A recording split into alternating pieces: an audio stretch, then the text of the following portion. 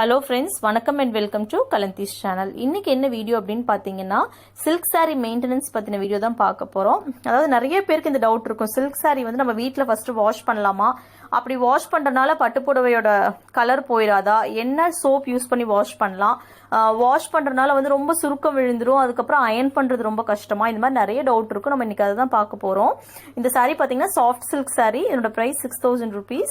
நான் வந்து இதை பொங்கலுக்கு எடுத்தேன், 2-3 times கட்டிட்டேன், பட் இன்னும் வந்து வாஷ் பண்ணலை. இதில் பார்த்தீங்கன்னா சாரியோட ஃபால்ஸில் வந்து ரொம்ப அழுக்கு பிடிச்சிருக்கு, கலரே மாறுற அளவுக்கு வந்து நிறைய அழுக்கு பிடிச்சிருக்கு. நமக்கு அதிகமாக எங்கே சாரீ அழுக்காகும்னு பார்த்தீங்கன்னா கீழே தான். ஏன்னா நமக்கு கீழே நம்ம கட்டிட்டு நடக்கிறப்போ கீழே நிலத்தில் உரையக்கூடிய இடம் தான் வந்து ரொம்ப அழுக்காகும், காஃபி கரை எல்லாமே இருக்கு. பட்டு சாரி இன்னொரு விஷயம் பார்த்தீங்கன்னா, ஜரி வச்ச புடவையா இருக்கட்டும், இல்லை வந்து இந்த மாதிரி ஜரி இல்லாத புடவையா இருந்தாலுமே வாங்கின உடனே நம்ம சாரி ஃபால்ஸ் வச்சு அடிச்சிட்டோம்னா என்ன ஒரு யூஸ்ன்னு பார்த்தீங்கன்னா, அழுக்கு பிடிக்கிறது கூட அந்த சாரி ஃபால்ஸ்ல தான் பிடிக்கும். நம்ம துவைக்கிறப்ப கூட ஜருகு டேமேஜ் ஆகாது. நம்ம ஃபால்ஸை வந்து கொஞ்சம் ஸ்டிஃபா தேய்ச்சி நல்லா வாஷ் பண்ணாலே அந்த அழுக்கெல்லாம் போயிடும். ஸோ பட்டு புடவைக்கு வந்து ஃபர்ஸ்ட் ஃபால்ஸ் வச்சு அடிச்சுக்கோங்க. இப்போ வாஷ் பண்ணுறது வந்து எனக்கு கொஞ்சம் லைட்டிங் ப்ராப்ளம், ஸோ நான் கொஞ்சம் விசிபிளாக இருக்கிற இடத்துல வச்சு வாஷ் பண்ணி காமிக்கிறேன். நான் எப்போவுமே வாஷிங்க்கு வந்து SA8 லிக்விட் தான் யூஸ் பண்ணுவேன். ஸோ அதே லிக்விட் தான் எப்போவும் யூஸ் பண்ணுறேன். இந்த லிக்விட் இல்லாதவங்க நம்ம நார்மல் டிடர்ஜென்ட்லேயே வந்து லிக்விட் டிடர்ஜென்ட்டில் வந்து ஒரு ஸ்பூன் அந்த அளவுக்கு நீங்கள் எடுத்துக்கலாம். இல்லைனா ஷாம்பூஸ் ஏதாவது எடுத்தும் தாராளமாக வாஷ் பண்ணிக்கலாம். ஸோ நான் இங்கே வந்து SA8 லிக்விட் வந்து ஒரு 1/2 ஸ்பூன் மட்டும் எடுத்திருக்கேன். நான் வந்து ஒரு சாரீ ஒரு ப்ளவுஸ் மட்டும் தான் வாஷ் பண்ண போகிறேன். எப்பவுமே வந்து அப்படியே உள்ளே போட்டுறக்கூடாது. சாரியில் ஃபால்ஸ் இருக்கிற இடத்த மட்டும் நான் ஒன்றா சேர்த்து ஃப்ளீட்ஸ் மாதிரி எடுத்து ஒன்றா சேர்த்து பிடிச்சிக்கிறேன். ஏன்னா அங்கே தான் அழுக்கு ஜாஸ்தி இருக்க போது ஃபர்ஸ்ட் அதை மட்டும் வாட்டரில் டிப் பண்ணலாம். பல்லு தனியாக வச்சுக்கோங்க, ஏன்னா கலர் வந்துடும். ஸோ அழுக்கு அதிகமாக இருக்கிற பகுதியை வந்து இந்த மாதிரி டிப் பண்ணிவிட்டு நல்லா வந்து கையில் எங்கெங்கே அழுக்கு இருக்கோ அந்த இடத்தையெல்லாம் பார்த்து நல்லா கையில் கசக்குங்க. இதில் பார்த்தீங்கன்னா ரொம்ப போகாத கரையெல்லாம் எதுவும் இருக்காது. அதனால வந்து நம்ம இந்த அளவுக்கு ப்ரஷ் எல்லாம் போட்டு தேய்க்க வேண்டிய அவசியம் இருக்காது. கையில் நல்லா வந்து நீங்கள் நனைச்சிட்டு நல்லா தேய்ச்சிங்கனாலே அழுக்கு போகிற அளவுக்கு தான் இருக்கும். இதுக்கும் மேலே ரொம்ப கரை பிடிச்சிருச்சு, அழுக்கு போகலைன்னா அந்த லிக்விடில் வந்து லைட்டாக எடுத்து எங்கே ரொம்ப அழுக்கு இருக்கோ அந்த இடத்துல கொஞ்சம் அப்ளை பண்ணிவிட்டு டைல்யூட் பண்ணாமல் அந்த லிக்விட் அப்படியே அப்ளை பண்ணிவிட்டு நீங்கள் மறுபடியும் கசக்குனீங்கன்னா அந்த அழுக்கு போயிடும்.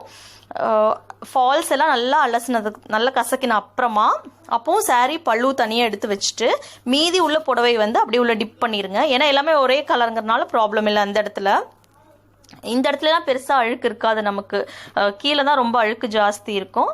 ஸோ எல்லாம் வாஷ் பண்ண அப்புறமா கடைசியாக பல்லுவை மட்டும் தனியாக ஒரு சைடு உள்ள டிப் பண்ணி எடுங்க. ஏன்னா அங்கே கண்டிப்பாக வந்து கலர் போகுது பார்த்தீங்களா, கான்ட்ராஸ்ட் கலராக இருக்கிறதுனால, டார்க் கலராக இருக்கிறதுனால கலர் வருது. அதே சோப் லிக்விடில் நான் ப்ளவுஸும் வாஷ் பண்ணிடுறேன். ப்ளவுஸுமே வந்து டார்க் கலர் தான், கொஞ்சம் கலர் போகும்.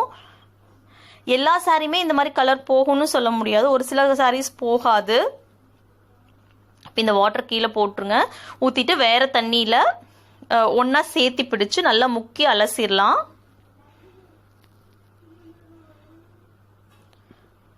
இந்த மாதிரி 2 முறை நல்ல தண்ணி மாற்றி நல்லா அலசிட்டு முறுக்கி பிழிய வேண்டாம்.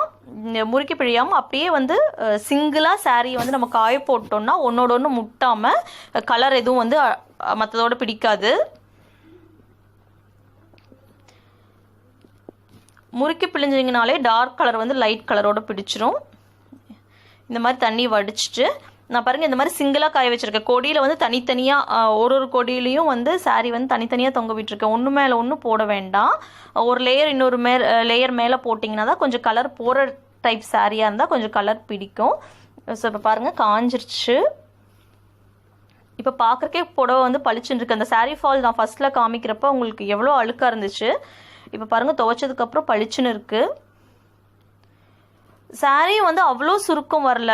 நிறைய பேருக்கு ஒரு டவுட் இருக்குது, தண்ணியில் போடுறப்போ சாரீ வந்து ரொம்ப ஷ்ரிங்க் ஆயிரும், அதுக்கப்புறம் நம்ம வீட்டில் இருக்கிற அயன் பாக்ஸில் வச்சு ப்ரெஸ் பண்ணுறப்போ அது அயன் ஆகாது, அந்த சுருக்கே போகாது அப்படின்னு நிறைய பேர் சொன்னாங்க. அப்படிலாம் கிடையாது, இந்த அளவுக்கு எனக்கு சுருக்கு வந்திருக்கு. ஆனால் அயன் பண்ணுறப்போ வந்து அது சுத்தமாக போயிடும். ஆனாலும் சாரீ வந்து எந்த ஒரு சேஞ்சும் இல்லை பாருங்கள், அப்படியே தான் இருக்குது. ஸோ அயன் பண்ணிட்டேன். இப்போ அயன் பண்ணதுக்கப்புறம் எனக்கு புது புடவை வாங்குறப்ப எப்படி இருந்துச்சோ அதே மாதிரி தான் இருக்குது பாருங்கள். எனக்கு ஷ்ரிங்கேஜே எங்கேயுமே தெரியல, சுருக்கமே விழுகல. ஃபுல்லாக அயன் பண்ணிவிட்டேன். நான் வீட்டில் இருக்கிற அதே ஸ்டீம் அயன் பாக்ஸ் வச்சு தான் அயன் பண்ணேன். ஸோ இந்த மாதிரி நம்ம வீட்டில் இருக்கிற சாஃப்ட் சில்க் சாரீஸ் எல்லாம் வந்து எல்லா ஃப்ரீக்வெண்ட்டாக கட்டுவோம். பட் எல்லா டைமுக்கும் நம்ம ட்ரை கிளீன் எடுத்துகிட்டு போயிட்டே இருக்க முடியாது. இந்த மாதிரி இது சாஃப்ட் சில்க்னு இல்லை, ஜரி இருக்கிற புடவையும் வந்து இதே மாதிரி தான் நீங்கள் டிப் பண்ணி காய போட்டு நல்லா வந்து தண்ணி ஃபுல்லாக காஞ்ச அப்புறமா எடுத்து இமீடியட்டாக அயன் பண்ணி வச்சிட்டிங்கன்னா கொஞ்சம் நல்லாயிருக்கும். அப்படியே சுருக்கோடு மடித்து வைக்கக்கூடாது. காஞ்ச உடனே கொஞ்சம் அதிக விலையாக தெரியும். பட் போட்டு வைக்காமல் அப்படியே நீங்கள் இமீடியட்டாக அயன் பண்ணி இந்த மாதிரி ஹேங் பண்ணிட்டீங்கன்னா புடவை நிறைய நல்லாயிருக்கும். வச்சு கட்டுறக்கும் சாரியோட லைஃபும் நல்லாயிருக்கும். ஸோ இந்த வீடியோ கண்டிப்பாக வந்து நிறைய பேருக்கு யூஸ்ஃபுல்லாக இருக்கும்னு நினைக்கிறேன். வீடியோ பிடிச்சிருந்துச்சுன்னா வீடியோ பற்றின கமெண்ட்ஸும் என்னோட ஷேர் பண்ணிக்கோங்க. மறக்காமல் கலந்தீஸ் சேனலை சப்ஸ்கிரைப் பண்ணுங்கள்.